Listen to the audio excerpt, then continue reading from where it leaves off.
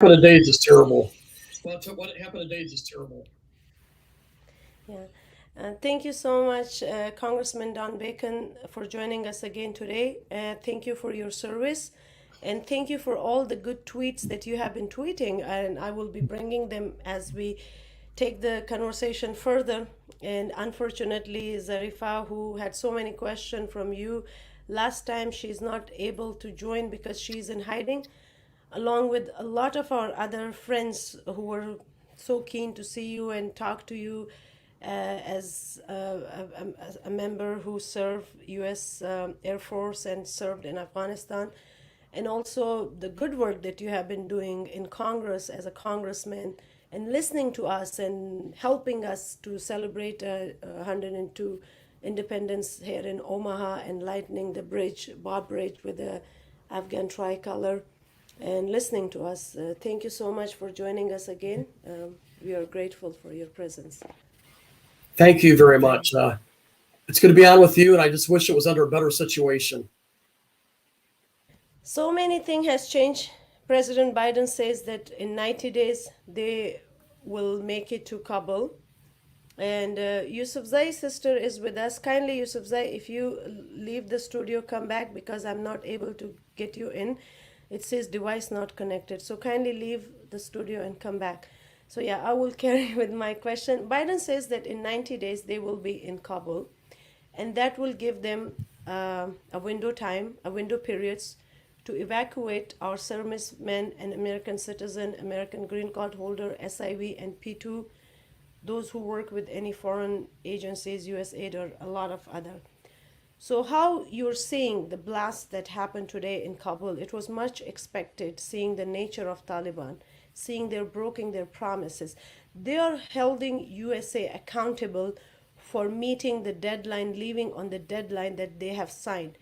Why is Biden not showing the strength that Trump had shown last year? I remember when they attacked US military in Logar, Trump really abandoned all the conversation. He said there is no peace if you violate.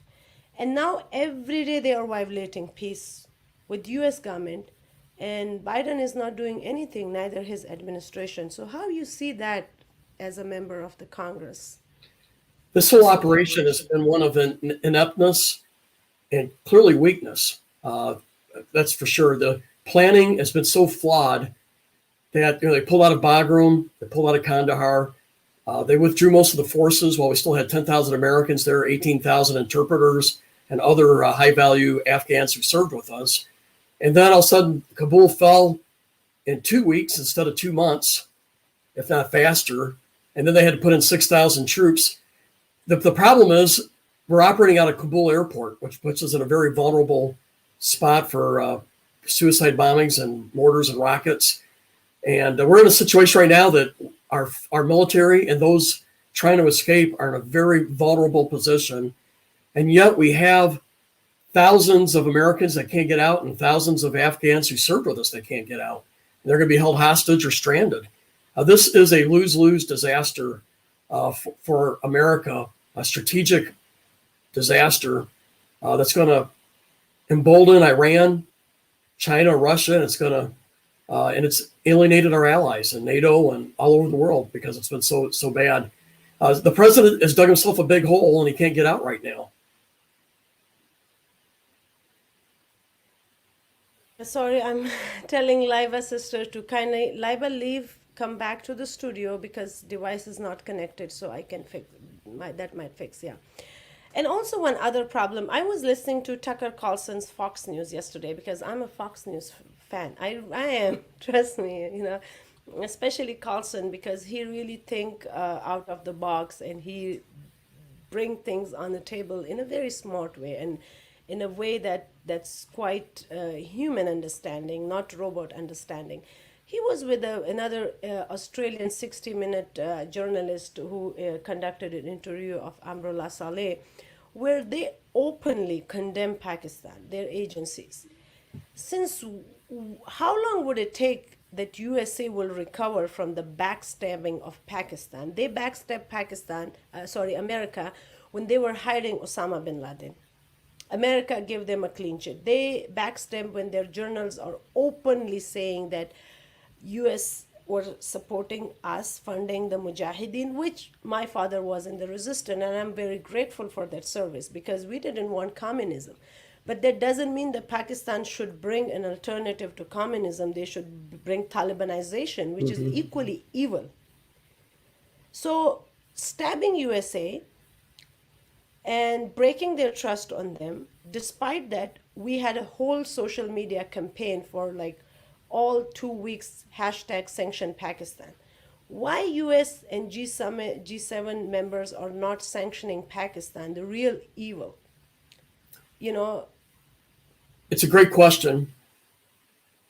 Pakistan harbored Taliban for the 20 years that we've had this since 9/11 when we went in, and they've been harboring them, in the off seasons where the Taliban can recover. They've been armed through Pakistan logistics, and President Trump, when he came in, identified Pakistan as a root cause of the problems that we were having in Afghanistan, and but not much was done there.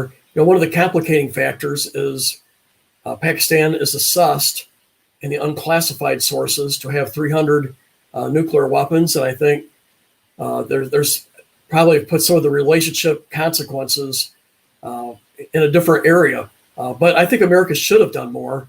We were in Afghanistan for 20 years, and our opposition was the Taliban, who were safeguarding Al Qaeda, and the Pakistanis were safeguarding the Taliban and giving them a home refuge. There should be consequences for that. I totally agree with you. It's something we should not ignore. Now, I heard 2 weeks ago the Pakistan government say, criticize the fact that the Taliban were taking over Afghanistan and that was going to hurt Pakistan. Well, they should have thought of that a long time ago when they were harboring the Taliban in their own country. I thought it was a very hypocritical message they were sending out. thank you so much, Congressman, for being so upfront, which one of the reason I joined Republic Party when I become a citizen, and I'm encouraging my family and Afghan community, because I say when the time comes when we are in need, a friend in need is a friend indeed. And definitely our Republican friends helped us. I'm not saying anything about Democrat. They're as much American as we Republicans are. But I wish they show some strength in the face of extremism. I agree that President Biden, President Trump started the conversation with Taliban, but he was meeting them in between where they should behave. But now in the Biden administration, they are not behaving. They are beheading innocent people. They blew American citizen, green card holder, SIV, on the Kabul airport. And as much, I even wanted to bring a few Talib to this conversation today because I've been an activist for a very long time and I have not a good connection. They hate me. And but at least I have sometime when I tell them, hey, Congressman Don Bacon is coming, and they were so happy to come and talk because they says maybe Congressman would play the role of Charlie Wilson, who was a congressman, a Republican, and a very charismatic. I remember the movie. Oh, you watched the movie, and Yes. Joanne, yeah. So all of them comes, and they knew that America can do impossible because America shows strength during the Second World War. America went there as a strong human being, individual, rescuing Jews from the clutches of Hitler. America did teach a lesson to those who made it to our shores. I really respect President George W. Bush because George W. Bush Sr. was serving. He was an Air Force when he was fighting the Pearl Harbor, the Japanese, the Second World War. But Japanese only behaved when a bomb was thrown on them. So what alternative U.S. has for Taliban in Afghanistan? I know Afghanistan is my country. After 100 years, people will be blaming America that they've dropped something which was inhumane. But what other solution we have when people come to you? Because I watched the Men in a High Castle on Netflix where they draw the comparison making New York as a Hitler, as a Reich, German Reich, and the East Coast was Japanese, and in the middle was a buffer zone. So I was really scared of that America. So now we showed strength, and people stand behind strongs.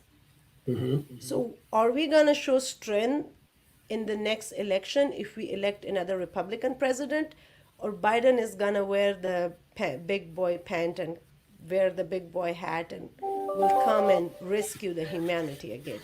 It's always too early to say what's going to happen in the next election or the next presidential election, long time from now. I really think that the American people are totally disgusted by what they've seen from Joe Biden. This truly was ineptness and weakness at its worst. He didn't have to. You know, I criticized President Trump when he was negotiating with the Taliban because the Afghan government should have been there. I thought that was wrong. I thought the timeline was too short.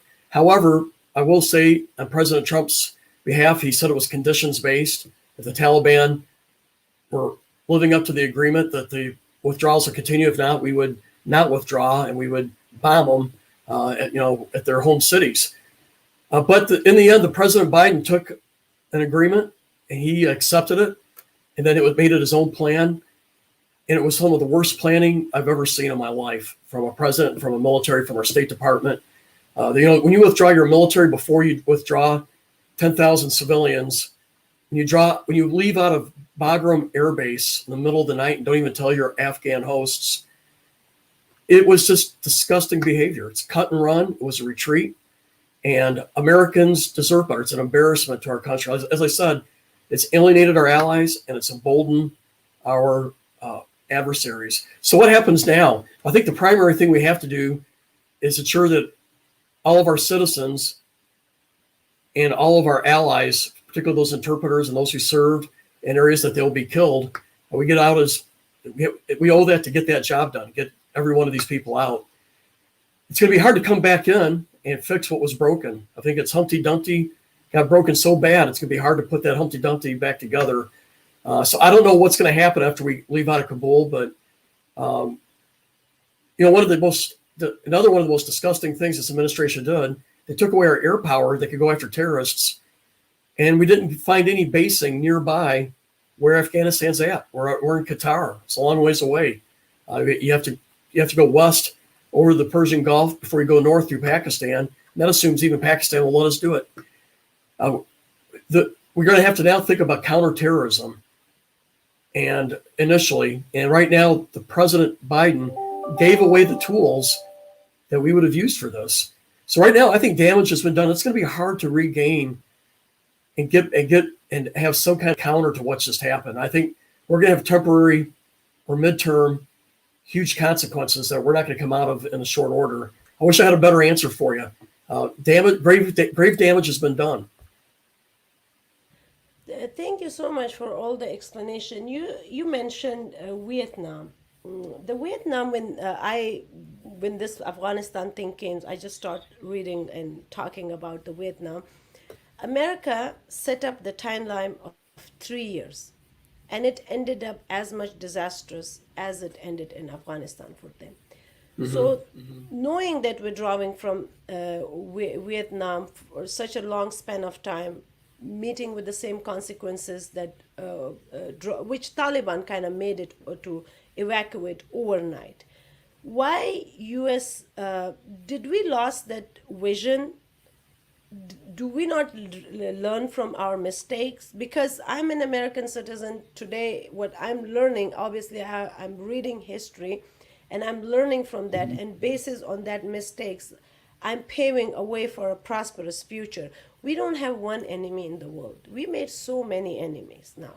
We have very less allies. We might lose Hong Kong. We lost many good friends. America trust has been under question. Has been damaged. It has been damaged. Now India in the region, like I was always focusing, if we kind of give freedom to Balochistan, that will connect Afghanistan and India. Now instead of an American elect president should be visiting Tajikistan, but FM Qureshi, who openly is the spokesperson for Taliban. He is in Tajikistan, and they are paving a way for Erdogan, who's against. With us, we are not only cutting the branches of the tree that we are sitting on, but we are also weakening the roots of Israel in the region. Knowing that when Erdogan's get a strength, and if he made it via Uzbekistan, Tajikistan, the Central Asia, and join hand with China, we are making a headache for India in the region. They won't be able to help us. We are putting Israel's, making it difficult for them to survive.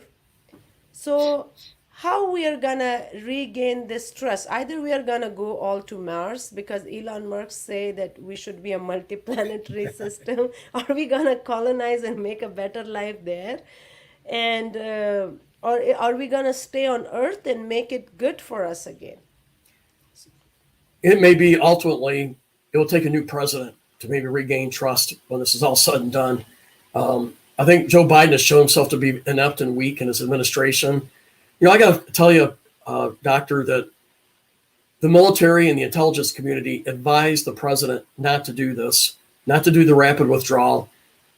The State Department, I'm told, encouraged the actions the president took. The ambassador that was negotiating with the Taliban, I'm told, was more amenable to the withdrawal. National Security Council as well. But the military and the intelligence communities came out against us, and the president overrode their advice. But with that said, the military's planning and execution of the withdrawal itself, I think that they've done yeoman's work once they've gotten back into Kabul to get the troops out. But leading up to that, it's been poorly done. There needs to be accountability in the administration. People who have failed to plan, who gave bad estimates on intelligence, who executed poorly, they need to resign or be fired. And in the end, the American people are going to hold President Biden accountable. They can do so in November 22 by holding accountable his party, who has a majority in the Senate and the House, small majority. But ultimately, we hold the people accountable through elections. And in this case, trying to win back confidence of the world, it's going to take a while. I think this is going to have repercussions for years and maybe perhaps a decade ahead. And you can't just do what we did, cut and run. We failed to coordinate with Great Britain on this withdrawal and failed to coordinate well with NATO. Give me a break. And then we just leave all our Afghan interpreters behind. We did. I mean, it's only been the last 2 weeks where we've really worked hard to get these folks out. It's a unilateral selfishness, what we saw out of this administration and how they handled this. It's going to take a while to recover. Our reputation's been tarnished. So one other question. In 2018, when this peace dialogue was starting up between Taliban, you know that Tom Guterres was the head of UNO studies for Southeast Asia, and his place has been taken up by Shirjan Ahmadzai. He's an Afghan, and he held a meeting with the lady from Department of Defense or State Department, who had a huge experience of serving India, Iran, Afghanistan, Pakistan, Nepal. I really confront her for doing something which goes against my interest in the region. And they shut me down by saying that Khalilzad is larger than a life character. A guy who advised U.S. administration and took this driving seat to take USA on a negotiation table with Taliban in Qatar, and he was back and forth making money off it and making deals behind of America. He's so happy with Mullah brother sitting and laughing. I don't know if he's laughing at us or he's laughing with Mullah brother that they played it so well, paving a way for his return to Afghanistan's administration. Do you think people like those who betrayed America and who shows America bad face to the world should face some sort of consequences and should be brought to congressmen and should be interrogated why he played American when American only trusted him for his intelligence? We have 3 committees that will do oversight on this, and we should call in everybody involved. The Armed Services Committee will do oversight. And if we're not, the chairman should be fired if he doesn't do it. The intelligence community will, also the Foreign Affairs Committee will do some oversight. So I think we'll have opportunities, these 3 committees, to get to the bottom of what happened and talk to many folks here. But we definitely have some folks at the State Department, the ambassador yourself that you talked about. We're pushing this forward. I think members of the National Security Council were. The military and the intelligence community saw dangers ahead and told the president and advised him not to do this, but he overrode it. When it's all said and done, it's the president's responsibility. One thing that's really made me angry is listening to President Biden did not take responsibility. He says on one hand, the buck stops here, but then he goes, but it's not my fault. It's the previous president's fault. It's the Afghan military's fault. It's the Afghan president's fault. And he just dodges blame. This was his policy that was done, nobody else's. And it was a lack of planning, lack of execution, bad estimates, just a misjudgment across the board. And so that's, in the end, this is President Biden's responsibility, and the American people need to hold him accountable. Congressman, I have one other question. Demographic changes in America impacted our elections. I believe the election was fair. American people went out and they voted. What definitely changes, Obama brought 60,000 voters and flushed them, many voters. They changed the demography of the states, the electoral college. You know how it works, you know better than me. And also in Omaha, when I was volunteering for you, I went from door to door and begging them, hey, Republicans are people who believes in God more than the Democrat. That was the word I would use. They definitely believe in God, so they are more God-fearing. And those who fear God more, they are kind of, sorry, I do believe in God, and I believe in the 10 Commandments and the Golden Rule. Very much. And we also believe in you can or you cannot practice a religion. We also believe in Second Amendment, and I very much believe in that. Now I have to. So the demographic change, and when you flush in so many immigrants who in 4 years would become citizen, and they all gain magical power, vote, which is a big thing. And that has changed so much for President Trump in the election. So do you think that now these thousands and thousands of voters who would come to America, in the future, their vote would matter? Who are they going to select for Congress? Who are they select for White House? So do you think we need to kind of work more on the mind setup, and also who are going to Congress? For example, I don't like them, and it's my choice not to. I'm not racist against any race, and I'm a woman of color, but I don't like Alexandra Ocasio-Cortez because she do not see the world beyond U.S. borders. And I don't like Ilhan Omar because somehow she is advocating for an ideology that she fled. I don't like Rajab Tayyip because she's there representing, taking my right away to be speaking for the human right, rather she's speaking for the Middle Eastern rights. So this demographic changing, and also the immigrants who are coming with a different mindset would be joining American society. They will be a part of our community, and I fear them. So do you guys fear the ingrown U.S.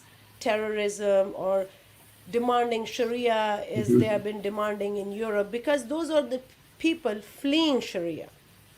Right. So what would be your advice to them, the cultural appropriation? We had some instances of terrorism from folks who were radicalized. Obviously, we haven't had some in a while, but we've had that. But to maybe get to your question better, I see two questions here. What are Republicans doing to engage with immigrants? And I think Republicans need to be more aggressive here. I've reached out significantly to our Indian community. I hear that we're not supporters of me in 2016, but became more supportive of me because I've worked with them. And I've worked a lot with our Chinese American community, our Korean American community. We have Sudanese here now. If you want to win in a tight district, you have to engage. I want to engage. I want to represent everybody. But too many Republicans are not aggressive enough in this area. And we let immigrants who really are natural Republicans, they're entrepreneurs. They don't want government interference. They want to leave their families alone. They have values that are more faith-based values. But they got to know Republicans care for them. But I think if we do better at that, we can engage there. I think President Trump didn't lose because of his policies. I had a lot of the same policies. I won by 5 points. President Trump lost by 7 points. We're in the same party. And I'm talking about in our district, in my district alone. So that's a pretty large gap. What I found in our district was people were turned off by the name calling, the Twitter, and just the brusque behavior. And so that's Nebraska. Nebraska, we're conservative, and even in Omaha, we're center-right conservative. But there is a sense that we should be polite and follow the golden rule more. And I think about 10% of the Republican voters didn't vote for President Trump, mainly because of the Twitter and the demeanor, or what they perceived as rude behavior. And I think that's something to take away. We lost the suburbs is what happened. And so I won a suburb. The president lost the suburb. But, in 2016, President Trump won the suburbs in America by 2 points. In 2020, he lost it by 11 points. That's a 13-point change. And it's because of what I was saying. It's more the personality, but not the policies. And so I think that's something we have to remember as a Republican. We also have to, there's enough people out there that want civility and decency in their interactions. Thank you so much, Congressman, for representing America. And also because it's so late at night, mostly my audience are Indian, and tomorrow when they wake up the first thing in the morning, they will be watching us and listening to us and leaving comment for us. So bringing Indian, they have a significant role to play. Yes. So what can we do to gain the Indian trust? Give them all the trade that we have been giving to China? We should be proactive, working with our Indian friends. They're on the west side of China, and we're primarily on the east side with Korea and Japan and our Pacific Ocean, our Pacific Fleet. But we should be working in tandem with our Indians. And you're right, it should be trade, culture. I think we should be working on national security issues. The Indian government likes to go slower than America on these talks, but that's all right. Let's go at their speed. But a close alliance with India, the world's largest democracy, is wise. They have 1.1 billion people. Their economy is growing. So we should work with them with national security, trade, culture, and that will provide benefits not only with China, but also in the Middle East, where India has a close proximity. And also they speaks English, which has been Yes. when they were colony. Somehow America and India has many things in common because they were a colony. America was a colony. They started from 15 colony and expanding and making a United States of America and bringing diversity here, which really helped them. And India is already a diverse country and gaining their independence. And they knew a lot of, they are more like, they speak English and kind of, they knew the mindset of Westerners more than the China who see us different. But India has more, like I would give it to Japan. Doesn't matter, we fought together, but when it comes to become a good ally, they're a good ally. They benefit from America presence and trade. And South Korea, if you see, they're a good example to becoming a friends. It's not that if you are, some people from America, being an American, they would say if you become American ally, you would be doomed. But if you become their enemy, you would be dead. So which one you're going to choose, ally or enemy? I hope ally, and I hope There's you're not two doomed. poles. which two poles, how we can meet in the middle where we Mhm. says neither you will be dead nor doomed because our enemy was Japan.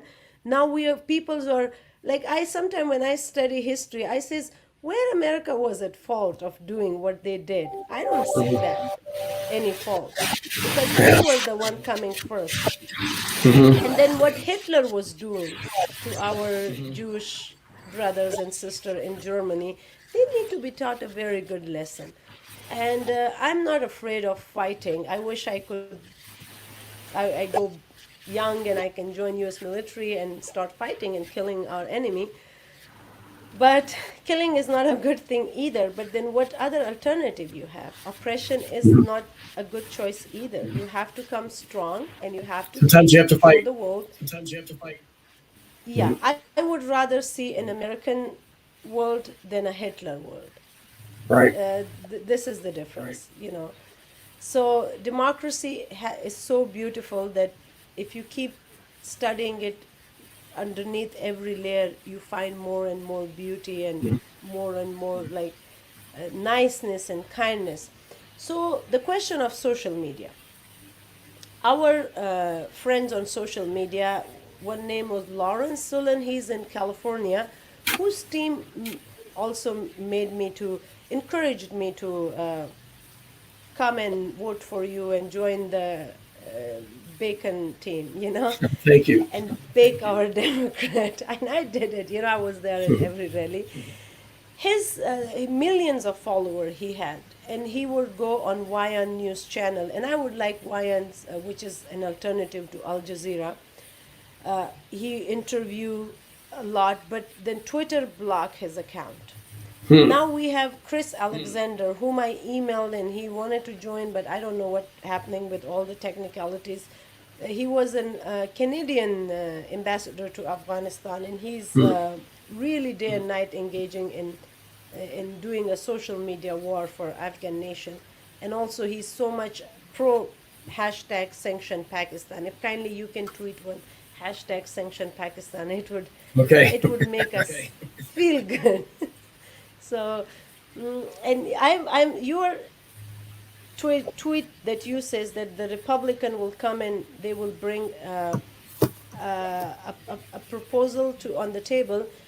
They will be holding accountable Biden's administration that how many weapons were left behind. It was over a A billion lot, and they dollars. were smuggled. They were smuggled to Pakistan, and now U.S. Mhm. technology is out there. Who could be the replication of that technology could come and would bite us. So, Mhm. how you see the future to that? Do we have an alternative, superior technology to what we have already lost, You or know, I heard the number today of how many guns were taken that we left to the Afghan government now in Taliban control. It's millions of guns. It's really incredible disaster there. But we can, though those guns will end up with other terrorists' hands, and I'm sure the Taliban will sell many of them, and it will come back to Hanas. But the real high technology stuff, I don't believe the Taliban will receive. I mean, they're not going to get our stealth technology, our cyber technology. They're not going to get our hypersonics or any of these things out there. These are going to be more the infantry type technologies, guns. It was bad. They end up with a lot of our NVGs, our night vision goggles. That is a bad thing. That is a bad thing for the Taliban to have because terrorists can make good use of that. And so a lot of the stuff will show up in terrorists' hands, in my view. Yeah, but it's one of the probably dozen areas of condemnation towards the administration. When the government, we have to remember that we withdrew that air cover from the Afghan forces. We withdrew the mechanics from the Afghan Air Force. The Afghan military lost their air support, and that's what they relied on, and we pulled it from them. And so then when they withdrew, all of our weapons ended up in the Taliban's hands, and it's just a terrible situation. And again, it's ultimately Joe Biden's responsibility. I don't think the technology, though, will be that bad. It's just the amount of weapons that terrorists can use. okay, thank you. I agree. And also one other question: the Declaration of Independence in 1775. It was I think of it more holy and smarter than any scripture ever existed on earth, because with the passage of time, That Declaration of Independence paved way for the liberation, the civil rights movement, women rights in 1920 to vote for women. So do you think the current US policy P2, which states if you work for any US NGO, foreign funded NGO, you will be eligible like SIV, special immigrant visa, if you work with NATO as a linguist, as a anything, you will be granted an asylum to the NATO host countries, America, England, Australia. So my question from you, Mr. Don Bacon, is the P2. Do you think that those who were trained by an American military here and all the Afghan 300K people who are trained to fight for democracy, the police, our senator and our Congress, we call them wakil back in Afghanistan, people like you who were serving in Afghanistan parliament and any Afghan government official, because all their salary were going from US funded NATO. So do you think down the road all the Afghan military would get would be eligible to come under the P2 status to the country who are host to the NATO? No, I'm not too sure, Doctor, about that. But I do support broadening out those who should be welcome to the United States. I mean, obviously our interpreters, the SIVs, that's to me a pretty easy answer. But there are many others, like you're saying, those who served in democracy, nonprofit organizations in Afghanistan. They'll also probably be vulnerable to the Taliban violence. So I think we should have a broad view of who we want to try to protect and try to help give them asylum. There's no doubt the Taliban will judge anybody that worked in the Afghan government or law enforcement and the intelligence services and probably sentence them to death or murder them. And I think those who are fighting for democracy are also vulnerable. I have videos which I won't show. They're too graphic. That they're tying those videos you can see on Twitter, tying the eyes and then they're shooting them. Worse than, like I says, what Hitler was doing. He was putting the Polish and Jewish brothers in the concentration camp and depriving them that way. You know, in our culture, a father, a son is who feed the family. So once you kill that person who win the bread and butters of daily life, then it means you're gonna die of starvation and hunger, and you will meet with the same fate as our Jewish brother meet in Germany. So now my question is, a lot of the SIV, even in my family, my cousin who are serving with US Army, he died. Now he has a widow and two sons. Many of them were already assassinated. And their family, they don't know how to read and write, and they don't know how to file a case. Do you think that US should also work in parallel with those SIV who died, and while their widows and their children are at the mercy of Taliban, and they would do worse to them than what they did to their fathers? I think you raise a great question. So that's one I've not heard yet, but I do think we should consider it and provide a wider visa opportunities for people like that. You have a great point. I had not thought about those interpreters who've already been killed in years past, but I think you make a great case that we should consider that. So thank you for bringing it up. That's what I say. I read U.S. Constitution, who with the past every century they were like, kind of when you read, it's just like a scriptures. It keeps making more sense to you if you keep climbing the stairs of hierarchy. Then you says, oh yeah, that's so good. Oh yeah, that's so good. And even look at this one. Even gay got the right to be free to marry each other, based from the U.S. Constitution, because there you can always add an amendment and you can be the better person that you were not once upon a time. And we kind of keep becoming good and good and good. Becoming good is not a bad thing, but becoming soft and sleepy is really something that you should awake. I wanted to. Is not a good place. I use a good quote. I say the Constitution and the Declaration of Independence are the second best documents ever written, but the best written by mankind.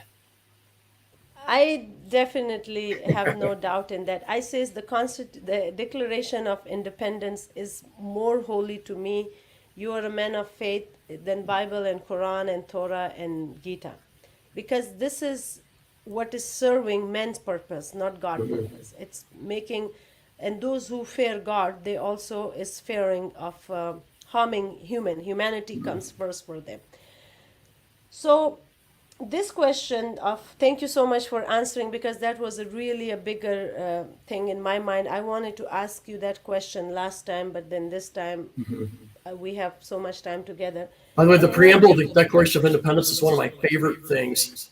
We hold these truths to be self-evident that all men are created equal and endowed by their Creator with certain unalienable rights. Among those, the right to life, liberty, and pursuit of happiness. Those are beautiful words. yeah, we the people, for the people, by the people. These are the words, any words. Like I often read the quotes of our founding fathers, and I visited Rushmore. So when I was in Alaska in 2017, and I was visiting the Fort Greely base. So I really loved the Alaska Delta Junction, and but there I met in one of the program the Alaska governor and some of their congressmen back in when President Trump was in it administration. I asked them a question that Afghan land is important, and land is very important strategically, geopolitically, the location of the land. Can we trade our land for a land of USA? Like Alaska is, Texas is as big as Afghanistan. Alaska is 3 times Texas. So you can, we can trade our land because Quran says, no, I'm serious, Congressman, you know. I'm listening. My thing is ASM, asylum seeker movement. Quran says, and that was the fundamental and basis for the jihad in Afghanistan. When Quran says, when you threaten your life, dignity, property, when there is a threat to your life, property, repute, then the God world is bigger. You can go and you can find a place where you can live an honorable, a life with dignity, a life where you can be valued as human being, a life where you can be valued as a man of faith. So that is not only now, through the generation, we have migrated to different places. At that time, even I was saying, this thing is not going to work. All what is going to want, we should evict 30 million people is not a lot of people. 30 million people, give them a land as much as the, the area wise as the whole Afghanistan. Take Afghanistan, save my children, let them have a life here, and they will earn their bread and butter. And you take the land. It's like you're not invading the land, but you're trading it for the human life. So like my family, we have land there. We will give you a land. You just give us a green card and a pass to USA. And the way you see the peoples are running and rushing toward US planes, and the remaining gutter, drop a nice bomb on them, and then after that, when you do that, or spray some nice chemicals, when all the bugs died, then make it a beautiful big base. America shouldn't make a wall with Mexico. They should make a wall around Pakistani border, around the border where where terrorists infiltrate to your country. Once your police will go to Afghanistan, once American trade then American youth, American kids know how to save the motherland from invaders.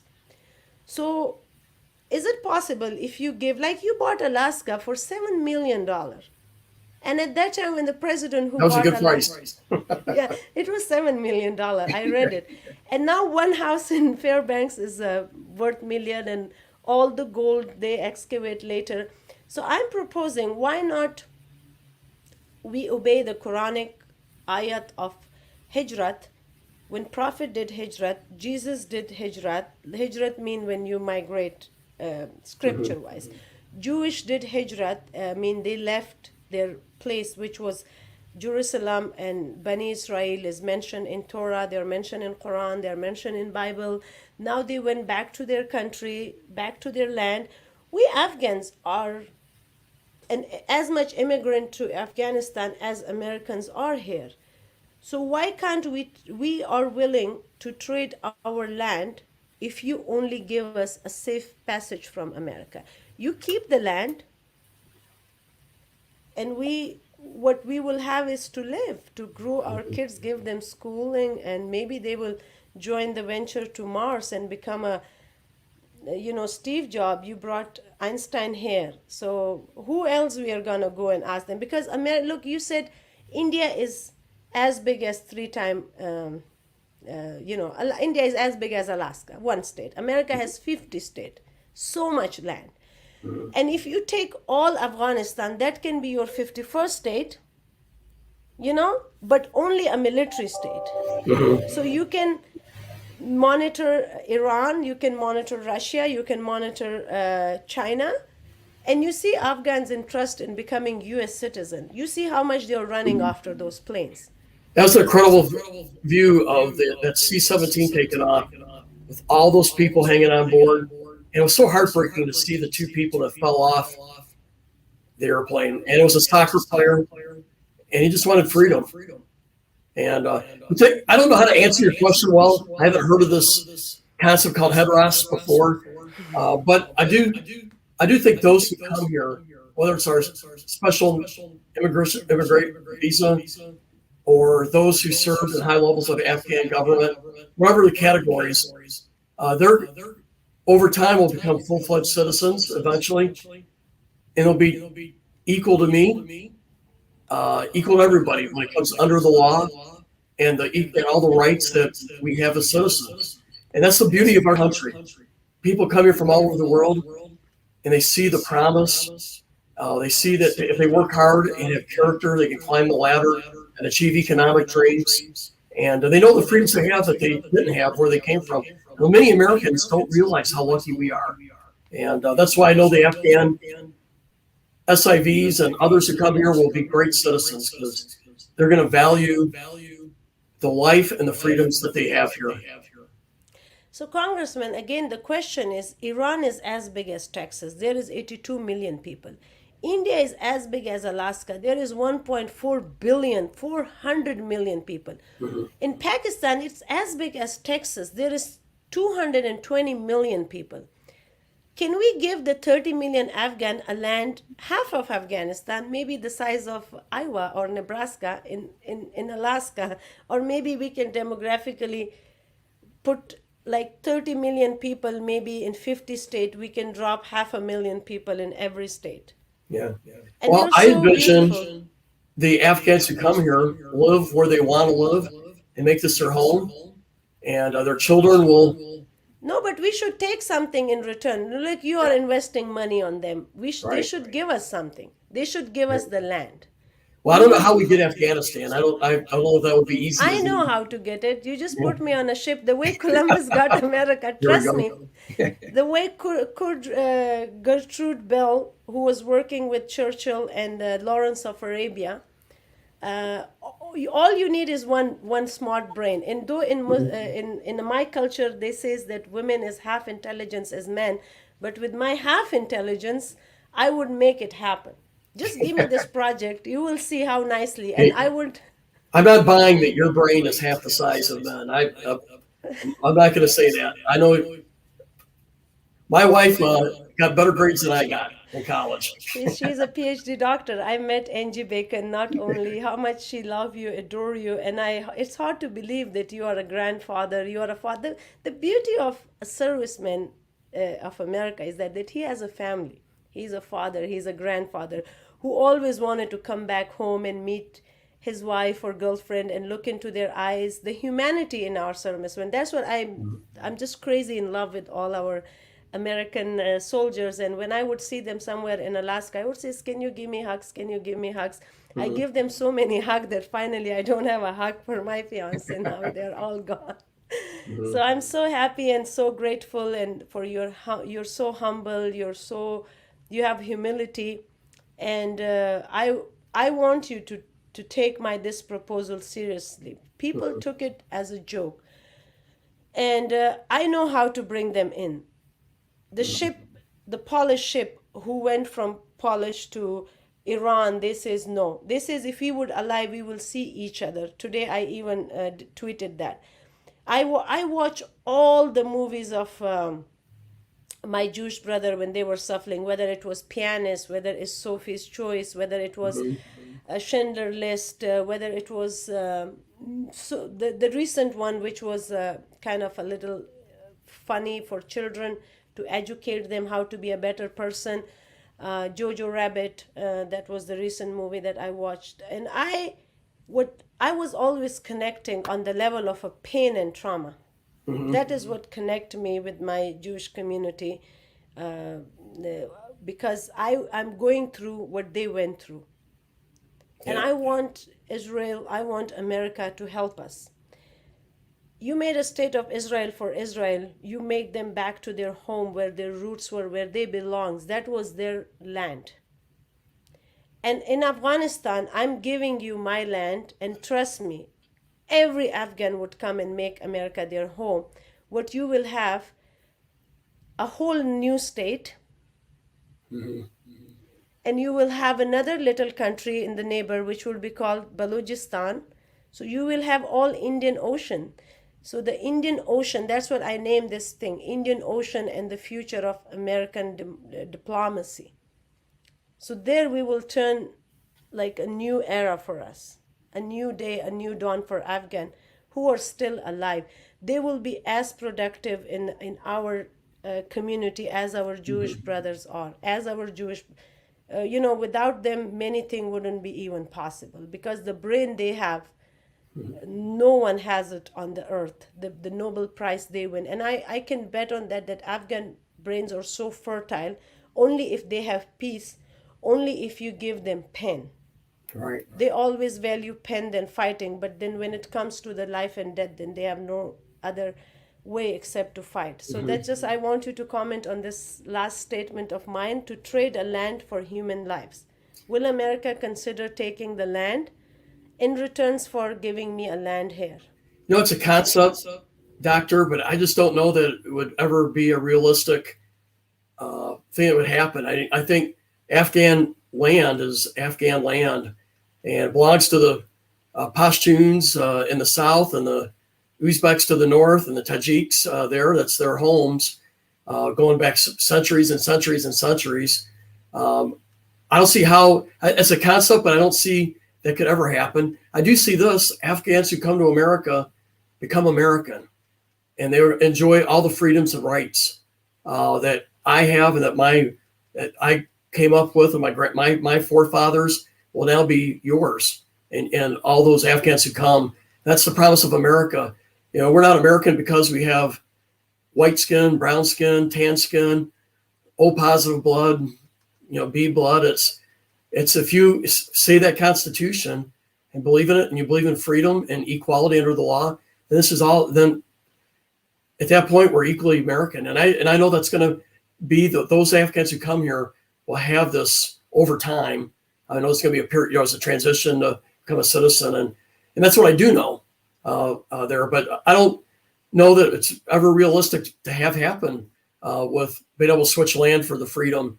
In the end, I hope that Afghans take back their country, and the Afghans here stay here, enjoy their freedom. But I don't really want to see a government that's run by a tyrannical theocracy that treats people terribly, and that's what we're going to have temporarily. But I hope over time, goodness wins out over evil. And thank you so much. And one other thing, I see the Voice of America and BBC, they have the girls who were joining me today, they were journalists, but my phone is not with me. I don't know what happened to my, I sent link from New Zealand, a guest Afghan entrepreneurs and a human rights activist was joining me, and another sister from Pakistan, she was joining me too. And we had so many things, so many questions to ask you, but then at the end of the day, the time has passed, and I'm so sorry that none of them could. They are in the studio, but it's the device, sometimes the social media. Maybe I'm hijacked somehow. So where are you calling from? What, sir? Where are you filming from? Oh, I am here from my home. I'm in Omaha, Nebraska. Omaha. So I didn't know which part of Omaha, the west side. It's 120 Pacific. Okay, wonderful. Close to that. That's pretty close to my office. Yes, very close to the office, yeah. So I'm here, and my last request was the Al Jazeera in 1997 when they came into power. Now they have different branches of Pashto, Hindi, Dari, Farsi. So will Fox News ever consider making a parallel, hiring journalists, the Pashtun journalists, the Persian journalist, and the Hindi journalist? Because a lot of those journalists are having no job, and as Voice of America has Deva Radio, they have Ashna Radio. If you see them, they're doing really, really great. But if Fox News can have also the different branches of different languages, so that way the local people in India, in Pakistan, in Afghanistan, they will be listening to the goodness of our conservative media from the comfort of their home, because a lot of our people do not understand English. So I personally believe that Tucker Carlson, every analysis should be translated, but then still if we hire the journalist, that way it will strengthen Fox and it will give employment to those all those BBC Pashto branch who are serving BBC Pashto in Afghanistan and Farsi. So they will get jobs, and Fox will have more viewership, and their message would be widely distributed. I think you got a great idea. Our mass media, especially when it has an international focus, would be wonderful to have folks who speak Pashtun and Uzbek, Tajik, and just you're right. This can spread our values and messages, and also to inform folks all over the world. So I think it's a great idea. Yeah. And thank you so much, Mr. Congressman, for Thank joining you. me. I hope next time when I see you, I hope we meet in a different time where things changes so fast for us as it already been changing. The deadline was Friday. We are working so much, and I'm so grateful for the U.S. government, Department of State. No matter what people say about America, but when we are here, we are working. We see the passion of people for helping us, the passion of their organization. Then we don't blame the entire nation for the fault and shortcoming of one person. We see is collectively. So our office itself has contacted or had contact with 800 people trying to get out of Afghanistan. So we've been working hard to help people get out through the embassy and through the airport. I have 4 people working this full time, and so this has been a tough month, heartbreaking for someone who served in the Air Force for 30 years to see this happen. But right now, our interest is in helping citizens and our allies who served with us in Afghanistan get out. Yeah. And we are also extracting a lot of people. And for me, it's I don't know if I'm watching a Walking Dead show or if I'm watching like some the documentary of the Second World War or the movies that has been filmed on our Jewish brother. It's really it's sometimes I think no, it's all movie. It's not real. It's just that I'm watching a show on a Netflix. But when I realize that no, it's reality. It's what I'm living. So I hope we see a better future for humanity, and I hope America should go and save the humanity again with any capacity or capability they can. And my proposal of exchanging my land for giving us a safe passage to everyone, regardless of P2 status, regardless of SIV, regardless of refugees. Maybe, trust me, Afghan will make a nice home from the tundras Right. in Canada. So It's a good point. yeah, I mean, they will make them a home because they live, if they survive in Pamir, roof of the world, and Badakhshan, I'm sure they will survive the tundra and minus 40 degree of Alaska as well. They will call it beautiful. It's I was in beautiful. Fairbanks, and I was at minus 30 degrees a lot. Yeah, so I know now you know what I'm talking about. And I thought the only beauty I've seen in the world was Afghanistan. I traveled the world, but when I see Alaska, I say, no, Afghanistan is nothing. Alaska is so beautiful. When I saw it, that very moment, I start thinking of extracting Afghan to Alaska, all Afghan, Yeah. and leaving Afghanistan for U.S. forces and telling them, do whatever you want to do with it. Here we like it in Alaska. We will live here and make our dreams and nurture our dream from here. When you get the populations of Afghanistan, then you learn that Kabul is about the size of Los Angeles. That's amazing. It's a huge city with a country that doesn't have as big a population, but Kabul is huge. Yeah, it is, but the whole Afghanistan population is just 30 million. I know. So what you're saying is 1/4 of the population or so is in the capital. Yeah. And we can evacuate the capital and we can make nice. I learn hang glider. Maybe in the future, the story would be long. We went to Saint Martin, which is an island, half Holland and half France. I've been there.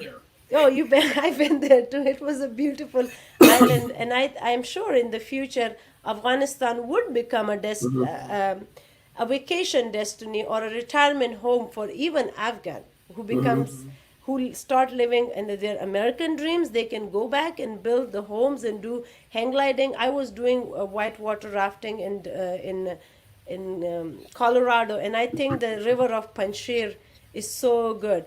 And when I see the hot springs of in Alaska in Manitou Springs, I think we have hot springs towards Mazar-e Sharif.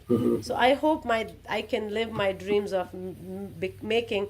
Trump says make America great again. I would say add one other state to the American state, the 51 state, which was in line, and that should be Afghanistan.